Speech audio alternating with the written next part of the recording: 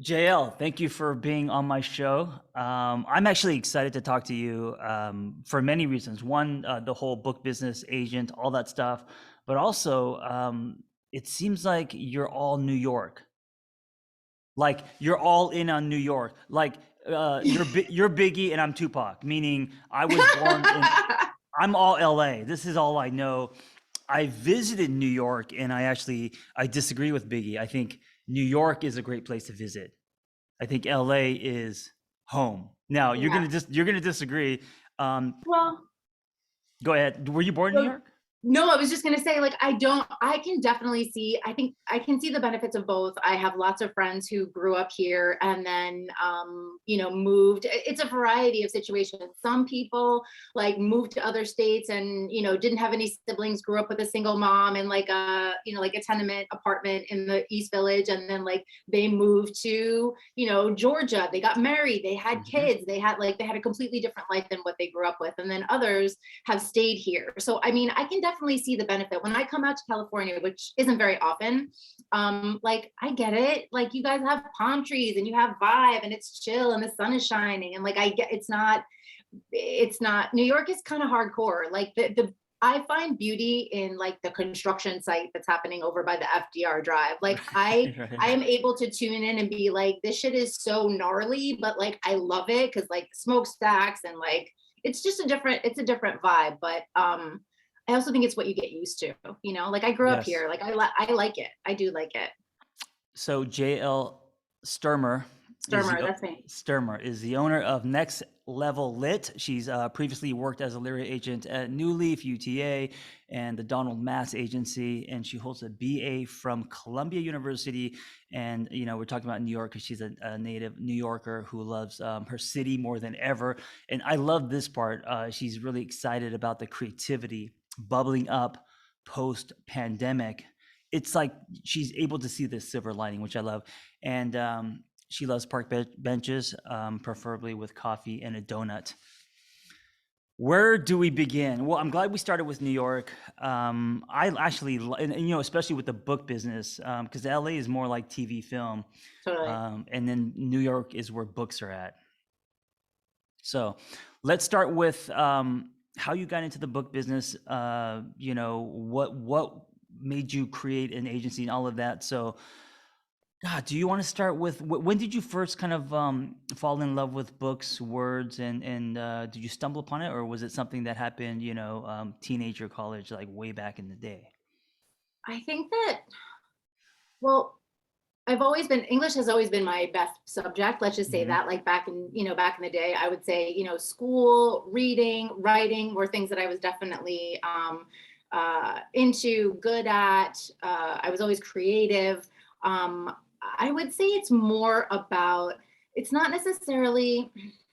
And I went through my phases in terms of, when I was a kid reading like Sweet Valley High books and Hmm. series and, being on the camp bus and like, reading a book every couple of days. Like I definitely books were a part of my life. But I studied theater for a really long time. That was really I went to LaGuardia High School here in the city and I studied theater. And so then from theater, I worked in fashion for many years, and then Mm. after fashion, I worked in a bunch of different restaurants. As a server, as a cocktail server. Like I really kind of bounced around in the city a lot. And at a certain point, I decided that I need to get my bachelor's degree because I was kind of dropping out of school. Like I went to Temple University in Philly for a minute. Like, I was just kind of meandering around. And somewhere in my late 20s, I was like, all right, like neither of my parents graduated from college. I felt like I wanted to get a college degree. It was important to me. It was important to my mom. And Hmm. so I applied for Columbia University and that was how I wound up there.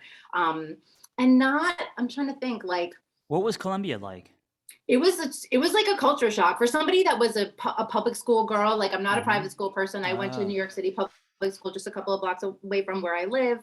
I think that I don't even think that I had been like north of 96th Street when I was, when I first started going up on campus. You take the Hmm. one up to 116th, and I remember kind of coming up from the subway stairs, and it's just like this magnificent gate. And I walked onto the campus, and there was like a string quartet, and I was just like, oh my god, Wow.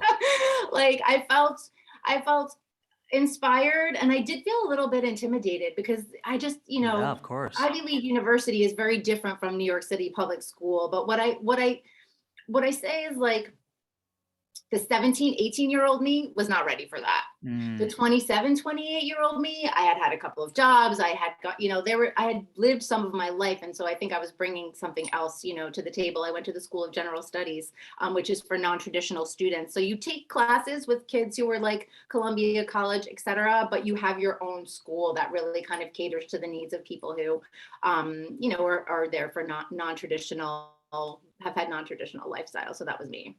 It was yeah. great. I loved it. I loved Colombia. I just wanted to kind of get that in there because it really clicked a new part of myself. Hmm. I think that being in classes and uh, some of the kids, like the 18, 19-year-old kids were, being in class with them and they were making these like insane arguments, and like the way that they were articulating themselves, I was just like, wow, this is like Right. no joke here. But I just got in the mix, and it changed me. It definitely changed me. Um, quick question before I ask you how it changed you. Yeah, yeah, yeah. Um, the other difference between East Coast and West Coast is I think East Coast, they put a lot of weight on academia. They put a lot of weight on, Ivy League, where you go to school. Um, I went to Cal State Northridge. I was a C student. I fucked around a lot and I didn't study. Here in LA, it's more about I think who you know, not about your degrees or the letters after your name. But I know East Coast, it's all about that, right? So I wonder if that made you as a 19-year-old just put more pressure on yourself to go out and succeed, quote unquote. Yes, I mean, I think that I never really saw myself as like a stellar student. I think Hmm. that, I felt like something about being at Columbia and kind of just kind of approaching it from a different point of view made me feel I don't know, like it made me work harder or in a Yeah. different way, or even in the community of the people who I was with, the other people that I was going to class with. That was not a joke. Everybody was paying. I'm still paying for it. Everybody was paying, their own Yeah. way. Yeah.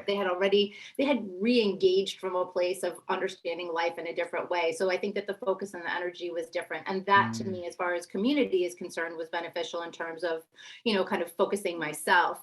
But like I said, you know, uh both of my parents got their GEDs. So, or Hmm. I don't think my dad did. My mom definitely got her GED. And it was like a situation where, and I grew up in a generation where everybody, you go to college. I kind of like that people these days are like, you know what? I don't really know that I need Right. that. Right. I Right. mean, I understand and respect that. I do see the factory part of it and being like, oh, I went to Columbia. Like it's about, like I'm it was a great experience for me, but I don't necessarily like wear it like a badge. In Hmm. publishing, do I think it makes sense for people? Of course, I get it. And I did it and I'm proud of it, but I didn't do it for like the cachet, but Right. so yeah. What did you learn from it as a 19-year-old, or after you were finished? What were your takeaways from Columbia? Well, I was at Columbia from the time I got my bachelor's when I was 30. So Mm. I was there for about like three, the few years prior to that. I guess I started when I was 27, Hmm. 28. Um, it's funny. I I graduated. I remember being close to graduating and going to a bar with a friend in the East Village, and the bartender, I don't know, I guess we were talking about school, whatever, and she had just graduated from Yale. And I Oh. rem- and I remember looking at her and thinking like, she just graduated from Yale and she's like bartending in the East Village. Like what? Like Mm. I remember just thinking like, wow, that's weird or that's sad or Right. something. And I just kind of let it go. And when I tell you that when I graduated from Columbia, I did not know what I wanted to do with myself Hmm. at all. Hmm. One of the things that was highly beneficial was I felt like now the world is really my oyster. I'm from New York. I'm a smart person. I have this education. I am, still young. Like I could do anything. And just the thought of being able to do anything, like it, it, it kind of threw me for a loop a little bit. I think that it kind Yeah. of freaked me out because I did a bunch of freelance jobs. I had a friend who was working at CBS at the TV station in the photo department, and Hmm. I got a job working in the photo archives. And I did that for years. I worked in the photo archives and a cocktail waitress that night. Mm, And I just thought, like, what am I supposed to do now? I really didn't know what I was supposed to do until a couple of years later. I was like, maybe publishing. So it wasn't even immediate, it wasn't even right. immediate. But I would say that a lot of times when people graduate from Columbia, they're either going on to law school or they're getting their PhD. And I already thought, like, I don't want to do that. Like, I don't want more school. Yeah. I don't want to do that. It's time for me to, make a move. And so I think I was thinking publishing. I was thinking about it, but I wasn't doing anything about it. So So you entered publishing at what, 30 what? like maybe 33, I would Mm-hmm. say. Maybe like Okay. 32, 33, or maybe even a little later. It all gets mishmashed together. Yeah, yeah. And also in LA, and I'm sure you know this from working in agencies, all the people interning and pushing the mail cart, they all have Ivy League I mean, they're all like prestigious, straight A, super overachievers, and they just start there and they grind and they get staplers thrown at their faces and all of that stuff, and they work I themselves saw up. Swimming with Sharks. I know. I Yeah, saw yeah, it. yeah. So, early 30s, you enter publishing, and what was that like? Did you know what you wanted to do under that umbrella, or were you just kind of swimming and figuring things out? Initially I thought I wanted to be an editor. I think like most people, Hmm. you think about books and what do you think? You think that, that editorial is the way to go. And I Right. had started applying for those kinds of jobs, at different houses, I feel like I applied to a couple of like maybe like photos or some travel, Hmm. like just kind of Hmm. widespread applications. Wasn't really clicking with anything, would get to a certain level in terms of the interview process, and then it just didn't pan out for a while. During this time, I was cocktail waitressing at this artisanal cocktail lounge on 19th Street. It was like when artisanal cocktails were new, and it was a beautiful like Art Deco joint. And Wait. How is that job cocktailing? Because I feel like that's different than being behind the bar. oh hell yeah, There's a safety in being behind the bar. When you're cocktailing, you're on the floor. I mean, you're very yeah. exposed. And I don't know what that crowd is like, but what was that like? I always worked in I always worked in like fine establishments. Like I worked in places where Oh, okay, people like were required upscale. to be a Right, grown up, right. so I think it was either like, I worked at a place oddly enough that was fashioned like an English gentleman's library. Like there was Oh, there was nice. this No one's grabbing uh you, spitting in your face or anything like that. no, hell no. Oh, I Right, would right, right. not like Yeah. that. And I wasn't one of those, like, bottle girls with the, what do you call it? They come out with the bottles on fire and stuff. Yeah, It okay, wasn't right. like it wasn't at a Right. club. It was like at like a fancy joint where we would Classy, got hold it. like, silver trays and high heels and wear pearls and black dresses and the whole Mm. nine. So yeah, and it was fun. It was fun. I loved the people. I made good money. It was a good energy vibe. I didn't waiting tables is definitely, I feel like everybody should do it at some Oh, point. I I was think gonna you say can that. make a I've done it lot. too. Yeah, I used to work in Islands, which is a little kind of like a Hawaiian burger joint here, and wear little stubby shorts. And you know what? It's a rite of passage. We all need to do it. We all need to serve in one form or another, so we could know what it looks feels like to be in the service business for sure. Yeah, and it just I think it really I mean, I definitely think that it has helped me with agenting, because when you're working in a busy bar, you have to be on point with everybody, with your Hmm. bar back, with the bartender, with your Yeah. manager, with your coworkers, with all of your tables. You got to be anticipating people's needs, your kind of different energies at different tables. Like you're maintaining and doing so many things at once. It's like spinning a bunch of plates. Do you wake And up? Do you wake up sometimes with this reoccurring nightmare that you forgot to put an order in? not anymore, not anymore, not anymore. But That yes, happens to me. I definitely used to have those for sure. So, also, I was gonna say, because I visited New York many times, I gotta say that time for you, was New York magical? Because usually, late 20s, early 30s, you have more energy, you have more tolerance, and New York can be amazing. I mean, the energy and the just, hustle and bustle and the excitement of it. I mean, that's all I've ever known. I mean, like Mm, it's funny because there are I like actually right over here, this book In the Limelight. This is a mhm, book that is about nightlife in the 90s, and it's all of these Oh, different right. photos. I represent a guy named Steve Eichner and Gabriel Sanchez. They worked on this book, and it's funny because it really encapsulates when you're in New York and you live here, you don't even like realize how insanely amazing it is. Like Hmm. sometimes I have to go outside when I'm sitting on a bench and I'm like, this is your town. This is your town. This is where you're from, And I think that uh when you live your life and you go through different, whatever life stuff you go through, you're still going through your own shit, but you just Hmm. get to look out the window and see the Empire State Building and remind yourself, like, people come here. I give so much respect to people who come here from all over the country to try to make their life here, because it's everything that you're saying. It's a grind, and it's tough, and it's Hmm. fast, and Hmm. there's a lot of like getting up to speed.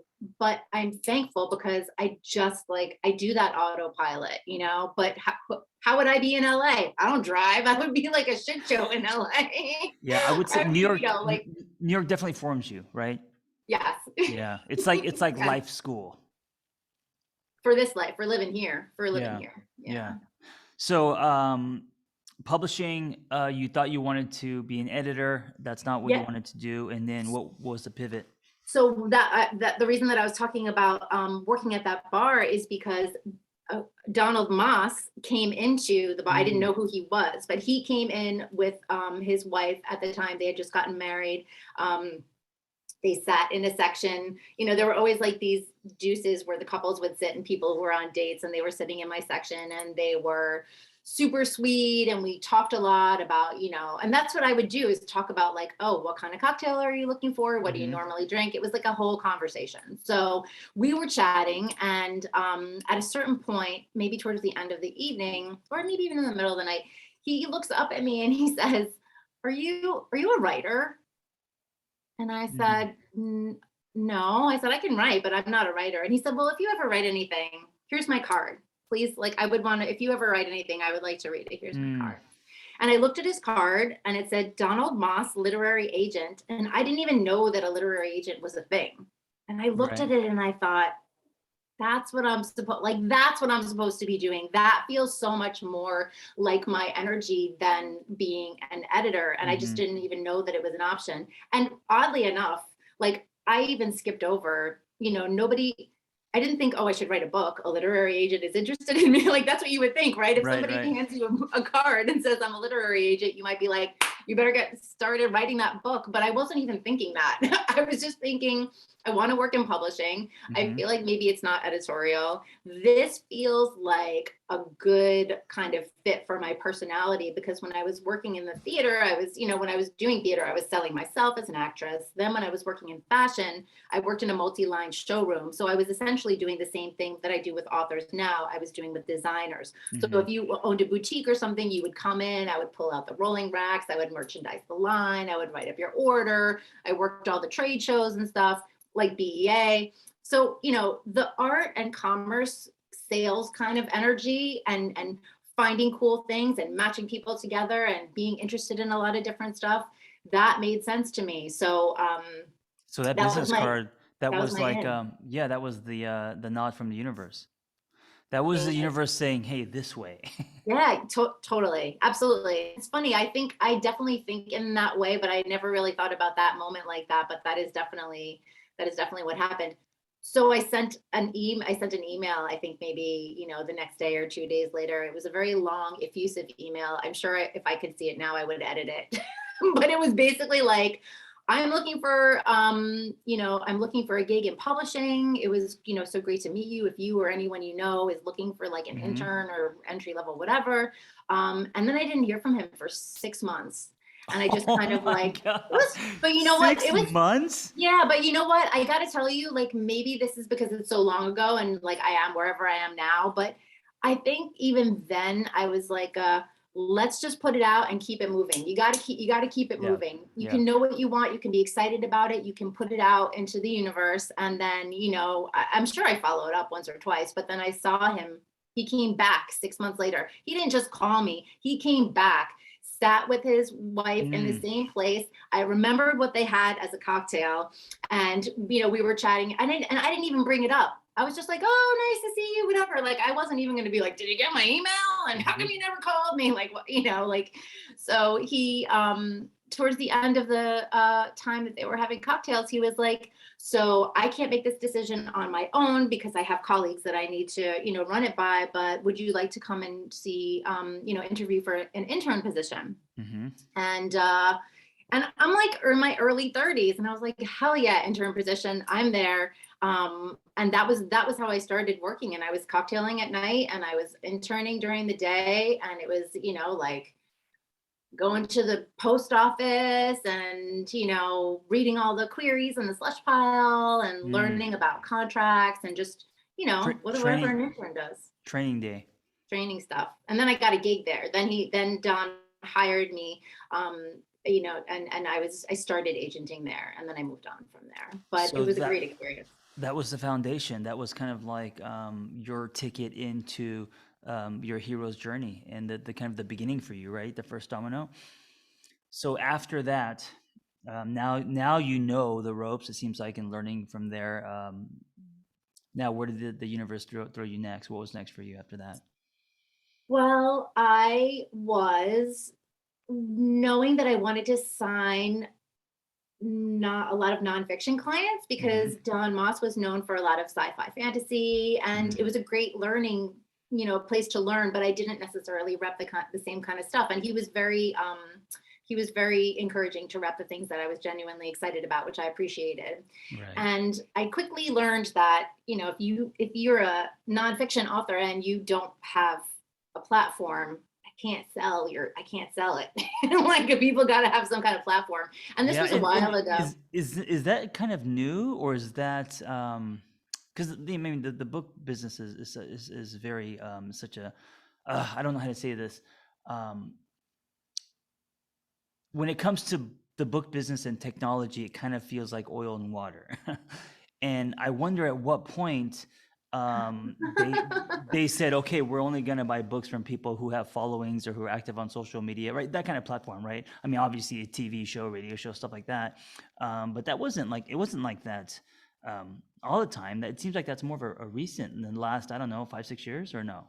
I think it's been a little bit longer than that. I think that maybe the precursor to, having a large social media following was really being, the host of a show, or, Hmm. like Oh, having some right. kind of public, Right. appearance. Famous. Yeah. Yeah, Celebrity. Yeah. yeah, like having some kind of celebrity status where you were in front of a lot of people on a regular basis, and whatever the, like, people are influencers now, but I think that Right. having some kind of, people are interested, proving that people are interested in what you have to say specifically about this topic. um, it's tricky with social media, but, and I agree, and that was very diplomatically stated, and I know exactly what you're saying, and, Hmm. it's a mishmash, and people are figuring things out. But I do think that it is convenient to be like, oh, now I have this measuring device where I can say, if you're not here, then I Hmm. can't deal with you. But also, like, you don't even know how to use it to, like, your benefit. Like, I know what you're saying, and I'm speaking broadly and generalizing. No, but But as you're saying this, it makes sense because the quote unquote influencer, or the person on YouTube, TikTok, whoever has a million followers, they are kind of the new celebrity. I think celebrity, like the movie star is dead, because of streaming and social media. So the celebrity can be the person that lives next door to you now, and so it makes sense that publishers want people with platforms. So obviously, yeah, it's all I about book sales. Yeah, I get it. Well, that's what I Yeah. was going to say. That's really what it comes down to. And how, but also I think we're seeing too, like, there was an article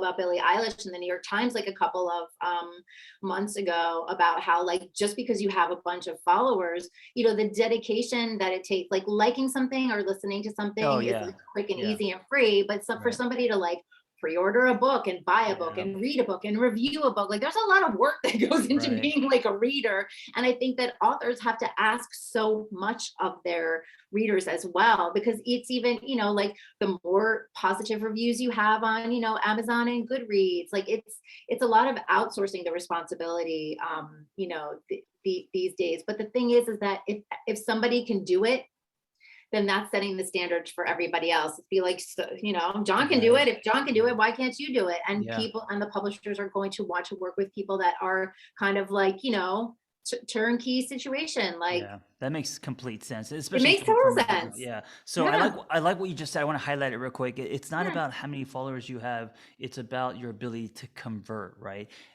You could take your clothes off and have 1 million followers, but that doesn't mean they're going to buy your book. They just want to see you naked, right? So it's about you being able to have warm audiences. It's about building glue and community and people following your story, and then when you put a book out or whatever product, they actually go and buy it instead of just saying, oh, that's interesting. Yeah, that's a whole other level of an ask, you know. Yeah, Yeah. absolutely.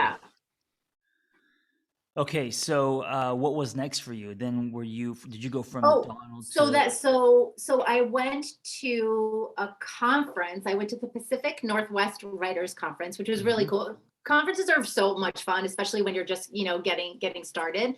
And when I was at this conference, I met a guy named Paul Fedorko, who was a Mhm. publisher at Bantam Doubleday Dell, like back in the 90s. And then he was, at the time, he was working, he was just joining a talent agency to start their literary division. Mhm. And he asked me, do you want to come do this with me? And I thought, you know what? Working at a talent agency makes sense in terms of finding people who have a platform. Mhm. Paul was cool, very slick, dapper dude, white hair, pushed back, big kind of like Martin Scorsese Oh glasses, yeah, double-breasted blue suits with gold so New York, buttons, old like school New so York. like white goatee, like Paul. I call him P-Fed. He's very very cool dude.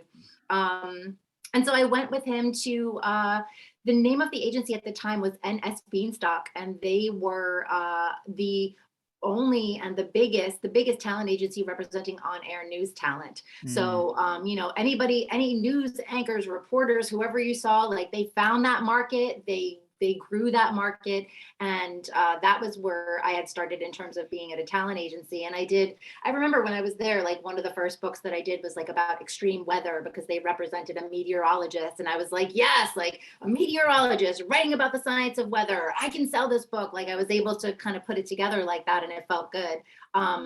So yeah, that I was at that agency for a while, and then Wait, a real few years. quick, just Yeah, your go. your ability to do that to me hints. I mean, to me, that's foreshadowing. So without being asked to, just to like a meteorologist, naturally your mind is saying, okay, there's something here I could produce, I could see a book, and I could sell that. That's already you agenting So before yes. you were agenting, you know. Totally. Putting it together. Hmm. And I was excited to have access to people who had a following, and Right. this was a meteorologist who like had like a cult following, like people loved her, so Hmm. Bonnie Schneider, what up, Bonnie? And it was a great experience. And then a few years into being there, UTA acquired NS Beanstalk. I'm sure Hmm. they were in the business of finding, agencies that were at the top of their game, and everybody's swallowing each other up over here. They had acquired another agency either just prior to or just after acquiring us. So then we folded into UTA for a few years, and then it just was like, sometimes it's time to go. Hmm. When it's time to go. And Hmm. the woman who runs New Leaf Literary, I had known for years, and she had said to me, she said, if I know you, when the first acquisition happened, when UTA bought the smaller agency I was working for, we had drinks, and she said, if I know you, you want to try UTA, and if you don't like it, like we'd love Hmm. to have you over at New Leaf. And like how nice is that, right? To be Yeah.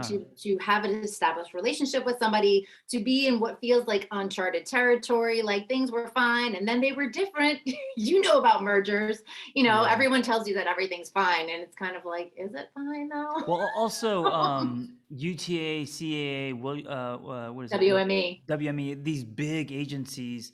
I can imagine you going from working intimately and having your space to now kind of getting thrown into the ocean and feeling whatever, lost or overwhelmed, or whatever happens behind the scenes. But yeah, I mean, people can get lost, and also that may not have been your thing, other than It just was learning. it was different. I mean, you're not wrong. Like it was different, but me, like the energy that I have and I'm always seeing something as an opportunity. Like Yeah. people were feeling nervous when the acquisition happened, and I Mhm. understand that. And I felt that energy and I saw that energy and I felt a little bit of it myself, but I thought, you know what? Like I know what I do. Like UTA didn't have a book department. They had some Mhm. people that did book to film, but they didn't have a dedicated book department. And I thought, you know what? Like, I know what I do. That is an incredible pool of people. I can absolutely sell books. Like, they Mhm. have huge names. So I took it upon myself to, find out like who represented who and introduce myself to people. And maybe I had a couple of situations where editors knew that I was working at UTA and said, "Oh, do you think so and so will do a book?" Mhm. And then I was like, so if I could get it going both ways, where I had an editor at a house asking me about a UTA client, and then I could introduce myself to that client, the agent who was in LA, and say like, "Hey, hi, I'm here. This is what I do. I'm JL. I'm from New York. I do the books. I have an editor who's interested." I was ready to do that, and I started doing that in a lot of different categories. And then it just the timing wasn't. Their acquisition was not about books. It was Mhm. about the news, Mhm. and then I think after that, now they have like a stellar book division, which is great. But you're not wrong. Like that was a very different energy and not necessarily my vibe. And that's fine. Like I can hang, but it was time. I could tell for myself it was time to it was time to move on. Can I tell you a quick story? Yes, please. So, before me becoming a therapist and writing self-help books, I was a struggling screenwriter in LA. And in my 20s, I wrote this club script and it got a lot of hype. And UTA represented me, but I don't know if this is if they have this term in the book world, but it's called hip pocketing, where they just kind of see if you sell this, and they were way too big for me, right? So I just got super excited. It was UTA, and then they went out with the script. It didn't sell, and then I didn't exist, like nothing. Nope, it was bye bye, John Who, and so I was very hurt, and I was like, that was a very like a real life lesson. um, and what's interesting about life is, I think life throws boomerangs. So here I am again, at 48 now with UTA again, but this time they know they return my calls.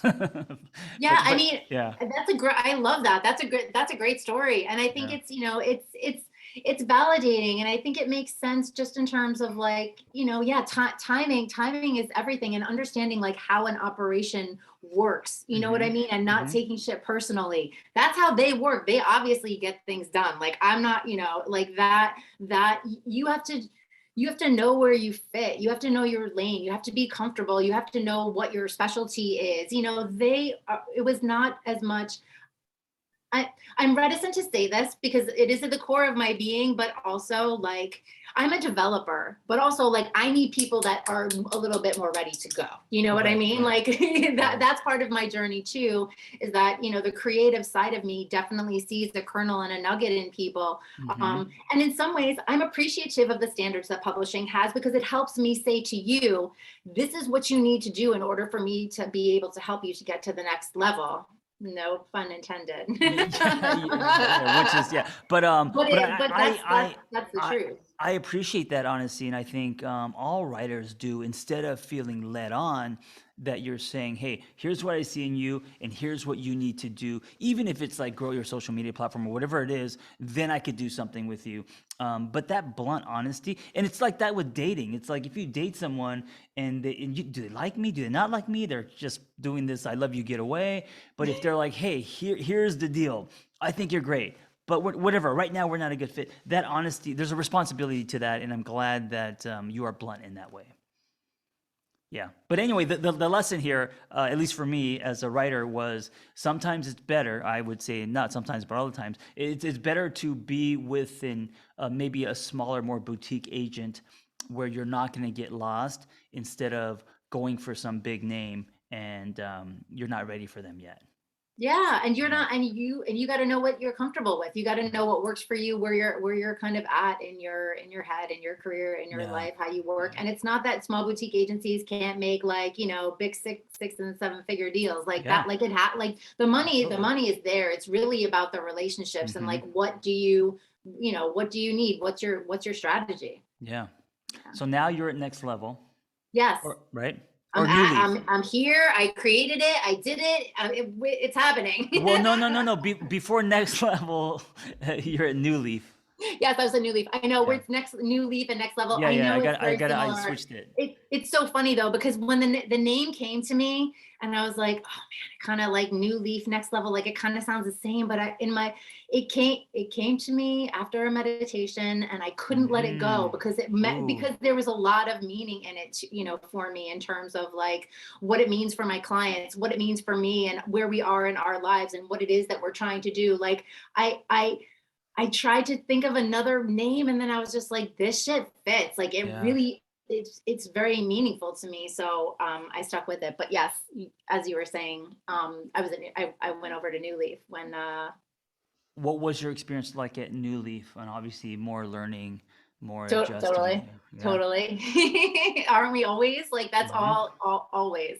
Um New Leaf was great. I mean, I think that uh it was definitely a shift. I mean, without getting like too specific, I went from having a pretty nice salary with all of the accoutrement Hmm. to being in a situation where I did not have any of that. Yeah.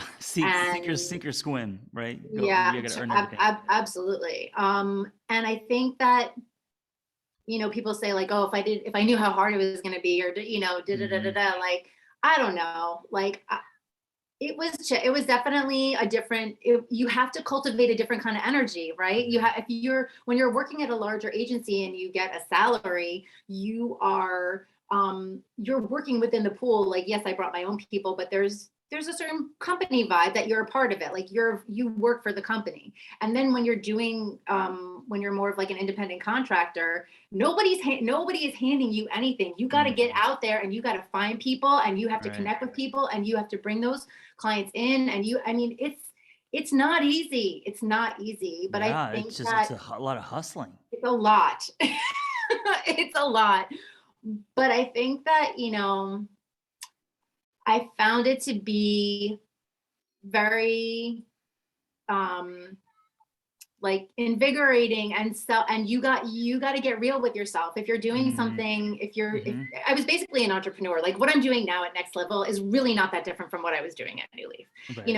I'm doing the same thing. I have a different configuration in terms of a team. Like New Leaf was great because resources, other agents that you're having staff meetings and being able to like talk with other people about Hmm. like the processes that they're going through, the editors and the experiences that they had. You really benefit from the hive mind of working at an agency. And New Leaf grew a lot in the time that Hmm. I was there. I mean, they leaned into YA, and that is where their strong hold has been. And I think that what I was doing was, and I was brought on to do nonfiction. Mm. Do you hear a Yeah, I little was kid gonna say, do you outside? have aliens in your office? What is that? They sound like little aliens, but kids Oh, outside. pipe down out there. That's New York. I'm trying to be Yeah. Hollywood over here. Pipe down, pipe down. It I'm just like, do I adds get to to adjust my mic? it adds to the flavor of the episode. Uh, um, I was just saying, so benefiting from the hive mind and really being a part of New Leaf, and everybody there is like really good at what they do. Like mhm, it's an incredible place. And I think that for me, after a couple of years, like I started looking at my list and seeing what my clients were doing and feeling just being in the team, but also feeling a little bit separate. Like I had like my own kind of momentum going. mhm, That was kind of, and something was saying to me like, now's the time. Let's do this. You have a great roster of people. You have all these incredible books coming out. Your list is really representing who you are as a human being. Like mm, you work so hard sometimes, you got to step back and just look at, like, I look at my wall here. I just have to tell myself, like, you represent like a leading like sports, Black queer sports journalist who writes for the New York Times, and she's writing a book about the WNBA that you sold, and it's going to come out next year. Like, I'm doing a lot of, I have to remind myself. Because you my forget. Yeah. my roster is, well, it's not even forgetting. I think it's just being very much like, what's next, like on to the next. And now I have my own company, and what is it to grow, and it's all, Yeah. like, yeah, You go know, ahead, I could uh, keep going. well, no. I want to throw little bookmarks because that's an important lesson. Um, Taking a beat and looking down to see how far you've come, right? Because you're right. I think especially in the agenting business where everything is fast paced and it's on to the next, bigger, chasing, whatever. Um, for you to say, wait a minute, I can do this. Look at my roster. Look what I'm doing. I have enough. I am enough. I'm going to go start my own agency, which is a huge, courageous leap. Yeah. And so you did, and which is, I did it. I yeah, did it. yep. And Yeah. now enter next level. So now we're entering the next level. Mhm. And it's been, again, I think that it's funny when I left a situation where I was having more kind of financial stability, and I was working at a corporation, and then moving to a place where I had to do a little bit more of a hustle. I think that was the hugest shift that I had had. And actually, I know that cocktail waitressing absolutely helped me with that, because I was kind of like, when have I ever done this before? And when you work in a bar and you work in a restaurant, you got to make that money in the minute. Like, what you Right. have to kind of stay on like that. Cause I remember kind of thinking about that and making the connectivity there. But I think, I mean, I know so much more now. I know so much more now, and I feel excited. I think that you can get into a place where you don't know what you're getting into, and then you wake up and you're like, oh shit, what the fuck did I get myself into? Mm-hmm. And then you kind of scramble to like figure it out, and you prevail, and you get done what you need to get done, and you survive and you thrive. And now I feel like I'm not jumping into something that I don't know. I know what's going on. And one of the most beautiful things that I've found so far is the way that I've been able to supplement in terms of like, so I don't go to the weekly meeting anymore, and I don't have specific people that I talk to about, like within that community. Mm-hmm. But I know people. I have had people, when I told people that I was making this choice, nobody was like, what are you, nuts? Like, and I think that energetically, I wouldn't call somebody that would say that to me, because I already made my decision. You Mm-hmm. know what I mean? The Mm-hmm. people who I called have all been helpful and available and encouraging, and like, I have what I need. It's a different configuration, but as you said, I have what I need. And I think that, like, more than anything else, it's exciting. I love Yeah. the projects that I work on. I love my clients, like what we're doing collectively in terms of the subject matter and the way that people,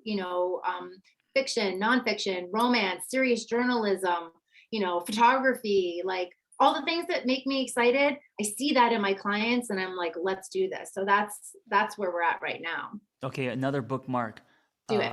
For anyone who's listening or watching, and they may not be starting their own agency, but they're at that fork in the road where it's like, do I stay where I'm at because it's comfortable, because there's a paycheck or security or health insurance or whatever, or do I make this leap because I think I can do it, but I'm not sure. But with this leap comes insecurity, uncertainty. What would you say to them as far as how do you know when to make the leap and when it's just like stupid? You know what I'm saying? Yeah. I'm like, let me take a breath while I'm like thinking about that. You said a couple words like energy and I don't know if you said intuition, I but might, I might have, because I mean, well, that's definitely, I lean hard into that right now. okay. I Well, lean hard into that. you did say intuition. You did say intuition when you were talking about the name Next Level coming to you, Yes, yes. and Because that's I was talking sounding a about my lot like meditate. New Leaf, right? And you're like, you know what? I meditated on it, and for some reason that resonated with me. Yeah. So, I- Yeah, I lean hard into that right now, and Okay. I feel good about that. Like, and thank you, because as we've been having this conversation, you have even been pointing out to me, like, oh, that was your fork in the road. That was your message from the Hmm. universe. I didn't start my meditation practice until I was in like late 30s, early 40s was when I Hmm. started meditating, and I will say that it has made all of the difference in my life. And now I've been doing it for quite some time. But I think that, in terms of starting a business, you're always going to feel, go Real ahead. quick, JL, you look like you're Yeah. 31. Oh, thank you. Yeah, because Thank you're you. talking 40s. And I'm like, oh my gosh, I didn't even know you were in your 40s. It's like, When's your birthday? We're the same age. oh, are we really? Yeah, you said it Holy earlier, and I was shit. like, oh, me too. Oh my God, I'm an Aries. My birthday is in April. Oh, you're coming up. You're coming up. Are you Coming going to up be April 40? 10th. Are you going to be 49, or did you start saying that you were 48 already? I don't know, but you know what? You know that running joke like white people age fast, and I don't know your ethnicity, but you look younger than because I'm Asian, and Asian and black people, it's like, are they 12? Are they 80? I can't tell. Um, you look younger than me as an Asian person at the same age, which is wow. Thank you. And Yeah. I'm letting my grays grow in. I mean, I'll take it as a compliment. I who being it's weird. I mean, I would say that early we 30s. I would say early 30s is what I okay, what I thank thought. you. Yeah, Thank yeah, you. yeah. Thank Anyway, you. sidetracked. Bird walking, I'm guys. glad I'm not in my early 30s was like the beginning of all this crazy tumult. I mean, like Oh not yeah, yeah, 20s was great. It was what it was. 30s was the beginning of like, where do I work? What do I do? Who am I? How do I do this? And I think that 40s have been like, I'm a huge advocate for 40s yes, have been yes. Hey, wonderful. let's stay there for a little bit because what you're saying is so important. 20s, I agree with you. 20s is just exploration, experimentation across the board in every area of your life, whether it's sex, career, whatever. But I think in our 20s, sometimes we put so much pressure on ourselves to achieve, all of the, especially coming out of Ivy League school, stuff like that. Then 30s, I think, is where you start turning the corner and you start to like know what you want, know what you deserve, you start to believe in yourself, you start to dissolve false beliefs. And then 40s, I think 40s is gold. 40s has been my favorite decade by Good. far. I'm glad. I'm like high Yeah. five. High five. Yeah. But I love hearing that from you, because it seems like you also have a similar story. Yeah, 40s I is, mean, and yeah. I think that part of it too, like, I don't have kids. I've never been married. I don't have Mhm. kids. Mhm. I never really wanted to do that, and I think that somehow, like, not having those milestones in terms of like, planning an engagement party, getting engaged and getting married, and like doing all of those kind of adult life stuff, life milestone things. Like, I haven't done any of that. Mhm. Like Right, right. I've been, and I think that those things, I don't know if it makes me, if it make, I think that I feel a bit of levity because I Yeah. haven't had to deal with all of Yeah, it that. keeps you young, you have freedom. I get it. I know what you're Yeah, saying. and I'm certainly not trashing that scenario at all. Most of my Mhm. friends are married, and we're kind of across the board, a lot of different stuff. But I feel like, I don't know, I've led this weird life where I've just been bouncing around, and now like the next level lit, like it is my responsibility, but and I'm ready for it. And the reason that I know that I'm ready for it is because I went through a bunch of shit that made me feel crazy, and then I figured out how to align myself, like I know how to reel myself in. When I get like frenetic and crazy, I know how to reel myself in, and I know how to be quiet to the point where I can get the message of like, this is what you should do. Which doesn't mean that I don't freak out and that it's not scary, and it is Mhm. every Of freaking course. emotion. But at the base of it all, even when I'm freaking out, at the very basic core, I'm kind of like, you're good, you're fine, you're Next fine, Level Lit you're is fine. actually your kid. You Here's my gave kid. Yeah, that's your child you gave birth to. Yeah. Yeah. Hey, kid. We have to hurry up because we have questions. Okay. Um, this is this is me just changing. I mean, it's still under the umbrella of everything you do, but What are the it's questions? What are the because questions? they're from the audience. Now I get to them, or else I'm going to feel guilty. Okay. Um, I get more questions than I have time to answer, and so I have this whole guilty conscience, like I got to answer this, I got to answer these. I'm here for it. They're questions I'm sure you've heard before, but they're common questions, and they're going to throw a wide net to anyone who's a writer. What's the number one thing you look for in a writer? If you had to pick, of course, there's many. What would be the number one thing?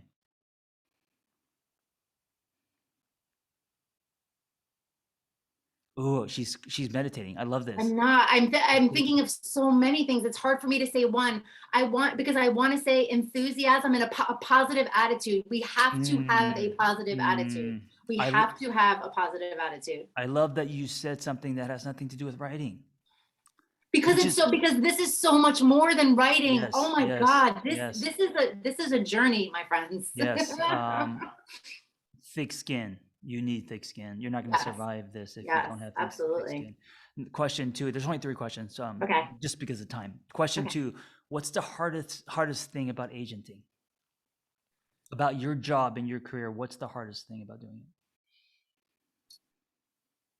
I think the feeling of never being caught up. I have the feeling that there's so many Oh, opportunities, right, and it's right. great. Like it's a wonderful thing that there's so many opportunities and so many. But it's kind of like, but Yeah, I don't want to miss out on anything. Which again is yeah. where the meditation comes in, and I'm like, okay, the good projects are. I'm gonna find those people. But I think it's hard to feel it's never enough. You're never going to catch up. There's always something else that you got to do. Like I could do it is like a kid. I could do this 24 hours a day. Like I don't Mhm. want to do that to myself, You wouldn't have but I life. could. This is Yeah. it's that level of energy and I could tell by your energy that, which is, yeah, 24/7 you could.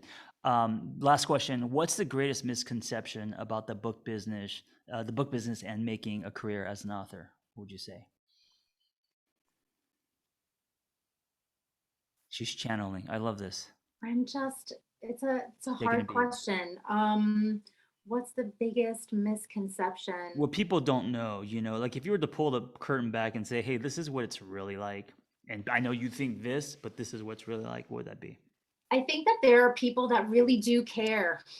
I think it feels like a lot Mm. of times that people Hmm. don't care. I think that there's a lot, the book business is going under a lot of change, going through a lot of changes right now. Yeah. And I think that there's this misconception that, everybody's jaded, people don't care. People that work in that industry, like you have to be getting something out of it besides money, because it is definitely a grind, and some people are, it's a lucrative business for them, but for most people it's like a lot of people have to get a job to work that job. A lot of people, Right. agents, have Right. other jobs so Passion. that they can have the Sure. opportunity to either be an editor or an agent. So I think that if I were an author, I would want to know, like, does anybody really care about what I'm doing? Yes, people do care. People absolutely care, and they want to hear your stories. It's just like a maze, like trying to get through everything, but people care. I want to back you because when I had my toe in screenwriting and I was represented by a manager and all that, sold a couple projects, and then now with my experience in the book business, I got to say, in the book business, I do feel that when I write a book, the people that champion it actually care, not just about me, but about the story I'm telling, about who I'm helping. It's not just about like, let's see how many books we can sell. Of course, that's part of it because it is a business. But I think the people who work behind the scenes, from agents to publishers to editors, all that, yeah, I think it's less about money in the book business as opposed to, film and TV, where it's a lot more about the money. And I think people really care. And I think the people in the book business have more courage. They actually stand up for things they believe in. In film and TV, everyone's scared. Everyone's scared, I and think that so people are scared yeah, in publishing too, though, because I sure, feel like it's kind of like, come on, take a chance right, on this. Like right. I feel like that. I like that's one of the things that I feel frustrated as an agent. Like I just feel like, come on, guys, I'm telling you, this is good. Hmm. Hmm. But yeah, sorry. Pivot back to everybody caring, because I think that's a good note to end on, because it's Yes, it you really want to is. know, that you want to know that you're not doing it for nothing. It's just so it's like a lot of work. Well, especially, as an author, when you go and you write this thing, you give birth, and especially if it's a memoir or something that's tied to your story, yeah, you want it to be held with two hands, and you want people to care about it, right? So, yeah, I really appreciate that about the book business. Um, I want to share something with you as I leave. One of the other reasons why I wanted you on my podcast was because the way that I got my first book agent was her name was Laura York, and is Laura York, and she was on a podcast, and I remember listening to her, and I was like, "Fuck, that's old school New York," and her energy. And at the end, she was like, "Look." Because they're like, how can people reach you? There, she was like, I don't take queries. I'm sorry, I've been in this for a long time. I could count on one hand how many query letters I've taken that have become clients. And I queried the shit out of her. She responded, and she sold Miserable Fuck behind me, which was called Grow the F Up. and and and so my entry into being an author was finding an agent that I listened to on a podcast. And speaking of boomerangs, here it comes back around again, because I have an agent on my podcast, and someone listening is going to be like, I love the energy of this person. She's New York.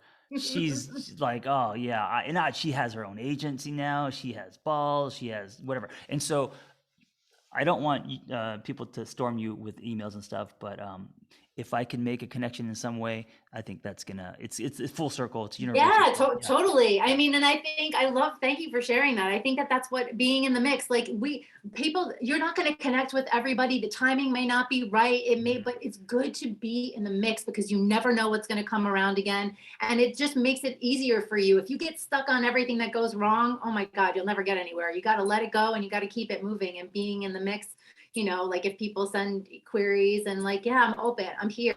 Here. If we connect, then I'm all about it. Yeah, that's a great story. I love that you shared that. If you like what you're hearing, JL actually teaches for Hillary and me and Hillary Swanson. We have a writing intensive, and we put you through a workshop and how to write a book proposal and all that. And JL is one of our instructors, so you could actually meet her in person. So thank you for being here. Thank you for your story. It's an amazing story, and all your energy. And also, thank you for putting amazing stories out there, for all the work that it takes to even, find a writer, try to sell the book, get that book out there. I know it's heavy. It's heavy lifting. So thank you for all you do, because you never know how many lives you're reaching because of you being a part of this. Thank you. Thank you so much for having me and inviting me. This was amazing. It was so funny when you asked me, I just said yes. I didn't even know what we were going to be talking about. Yes. I was like, yes, I'm open. What are we talking about? What are we doing? So thank you for giving me the opportunity. I so appreciate it. It's been very nice to spend time, and, teaching for your classes has been great too. So thank you so much. Yeah, absolutely. We're going to continue. She said yes because she bought a new microphone and she needed to use it. And again, there it is. There. All right, JL. Be well, and I'll talk to you soon. Sounds good. Bye. Thanks so much. Oh, wait, real quick. Sorry. What happened? Where can people reach you? Sorry, Instagram, social media, or anything that you wanna give out. Don't feel forced to give out. Oh, that's okay. It's at Next Level Lit on Instagram. And my email is jlstermer@nextlevellit.com. Yes. It's pretty simple. So, but thank you. Okay. All right. All right. Bye. Later. Thanks.